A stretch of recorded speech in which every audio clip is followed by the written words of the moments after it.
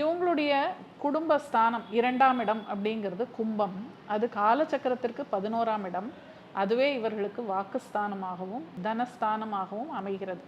அப்போ இவங்க நல்ல சம்பாத்தியத்துக்கெல்லாம் எந்த குறவும் இல்லை. ஏன்னா உழைப்பு இருக்கிற இடத்துல நிச்சயமா பணம் காசு வரும். அதுவும் சனி பகவான் வந்து கொடுப்பார், நல்லா கொடுப்பார். அதெல்லாம் கொடுக்காமலாம் இருக்க மாட்டார். ஏன்னா லாபஸ்தானம்ங்கிறது இவங்களுடைய தனஸ்தானம்ங்கிறனால பண வரவு எல்லாமே உண்டு. அதன் மூலமாக ஒரு முதலீடு செஞ்சு அதில் வந்து ஒரு ப்ராஃபிட் லாபம் வர மாதிரிலாம் இவங்களுக்கு நடக்கும். அதே மாதிரி குடும்பத்தார் அப்படிங்கிறவங்களும் இவங்களுக்கு ரொம்ப அனுகூலமாக இருப்பாங்க. எல்லாருக்குமே இவங்கள ரொம்ப பிடிக்கும்.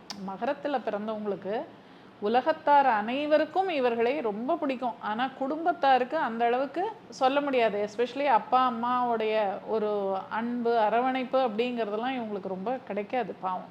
அதுக்காக வருத்தப்பட வேண்டாம். இதுதான் இயற்கையான ஒரு சுபாவம். இந்த ராசி மண்டலத்தில் இருக்கிற சில விஷயங்கள் அப்படிதான். ஸோ அதை வந்து இவங்க ஏற்றுக்கணும், அதுதான் முக்கியம். எந்த ஒரு விஷயமே நமக்கு சாதகமாக இல்லை அப்படின்னா அதை நம்ம பெருந்தன்மையோட ஏற்றுக்கணும், அதுதான் ரொம்ப முக்கியம்.